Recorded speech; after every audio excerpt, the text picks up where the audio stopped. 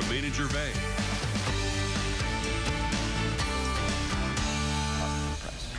All right, guys, continuing on with our Tasty Tuesday. Yeah, Chef Russell Jones from Tallulah up on Divine joins us. Now, a few minutes ago, we made a really tasty Brussels sprout appetizer. Yes, sir. With tahini. That was amazing.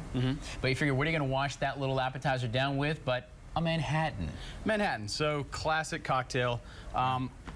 We have it on our menu at the bar at Tallulah. But one thing that we like to do is make our own vermouth. Okay. So, pretty much what you start with is red wine. Okay. And that's just, does it matter? Is it Merlot? Is it red? Does it really matter?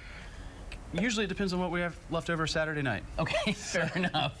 You know, for me, it's like Franzia in a box, but you know, whatever. No, typically it's, you know, you don't want something too heavy or too fruit forward.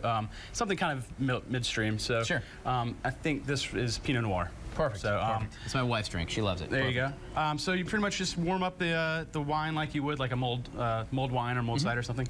Add a little bit of sugar. Okay. And again, I think the exact recipe will be online. Yeah, at abccolumbia.com. We've got this for you. And then I like to mix some herbs and spices for our recipe. This isn't what you're going to see in all vermouths. A little bit of rose petals, allspice, star anise, and orange peels. Perfect. Just kind of simmer that together, let it do its thing. Typically, we'd leave it on like a kind of a low heat, not boiling, for about 20-30 minutes. It's like a simmer. You want just at that edge of boil. Right. You don't want it to reduce at all. Just kind of like warm and get all the flavors in. So instead of 212 degrees, you want it about 200 degrees. There you go.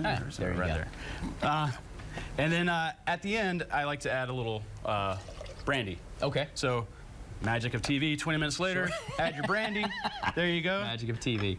So then, to make Manhattan, just a very classic recipe. What we use for our Manhattan at the bar is larceny. Okay. You can use... And that's just a whiskey off. You're not sure about larceny. You gonna come in here, Grace? Use whatever you'd like, you know. And then our house-made vermouth. So 2 ounces of whiskey, an ounce of vermouth. Now, will this hold if you make a bunch of vermouth? Can you hold it in the fridge for a little while? Absolutely. Okay. I mean, if for your at-home use, you know, we go through it. We make it about, you know, once a week or so. Sure. But this would last in your fridge for, you know, quite a while. Okay. I would say, very good. You know, I wouldn't keep it for a year, but I promise it will not last a year in Shea Ryan. I can promise you that. So then we add a little bit of bitters. This is a house-made cherry bark bitters that we make at the restaurant. You just kind of stir it up with some ice. You know, let it kind of do its thing, and then.